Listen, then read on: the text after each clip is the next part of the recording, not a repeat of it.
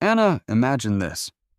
Aunt Carol leans over and asks loudly, "So, when are you getting married?" The whole table turns. You feel the pressure, and you blurt out, "I don't know. Maybe never," with a nervous laugh. Instantly, the room goes silent. That's the trap we need to fix. Instead of that, start with a simple redirect. "That's a good question. I'm focusing on my career right now." It's positive, it's safe, and it ends the topic politely. Ready to practice? The issue with "I done" is specific. It sounds dismissive and insecure, making the asker feel shut down and creating awkward silence. Anna's awkward answer caused a silent table. Jake now explains why it sounded wrong. "Okay, I see why that sounded wrong. It came off as dismissive and insecure, like I was shutting her down. But what if I want to acknowledge the question without giving away too much?" That's where the polite phrase comes in. "I appreciate you asking. I'll be sure to let everyone know when there's news." The key is the intonation, rising on appreciate to show openness, then falling on news to close the topic. That sets a boundary while thanking her. Great. Now let's test the simple phrase. "Uncle Bob is coming over. He's easier." I'll play him. He asks, "So, Anna, any wedding bells soon?" "That's a good question. I'm focusing on my career right now."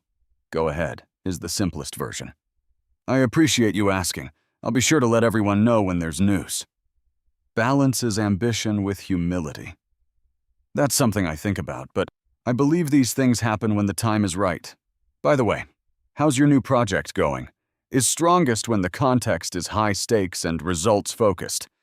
Anna learned the phrase. Now she tries it with a less intimidating relative. "That's a good question. I'm focusing on my career right now." The pressure test is whether the line still sounds real when someone asks for evidence. "Could I have a little more time to make this stronger?" Then connect it to the concrete example in this scene. Time to test it. That combination turns a polished phrase into a believable answer rather than a script. Keep the example tied to this scene. Time to test it, and then give one piece of evidence. Simple phrase worked, but deeper deflection needed for Aunt Carol. But what if Aunt Carol doesn't let go? She might push harder. So, here's the professional upgrade. That's something I think about, but I believe these things happen when the time is right. By the way, how's your new project going? This validates the question, shares a thoughtful view, and smoothly redirects to a topic about her. It's the ultimate control move. Listening and pronunciation cue. Intonation for polite deflection, using tone on "I appreciate you asking" to show openness, then falling tone on "when there's news" to close the topic.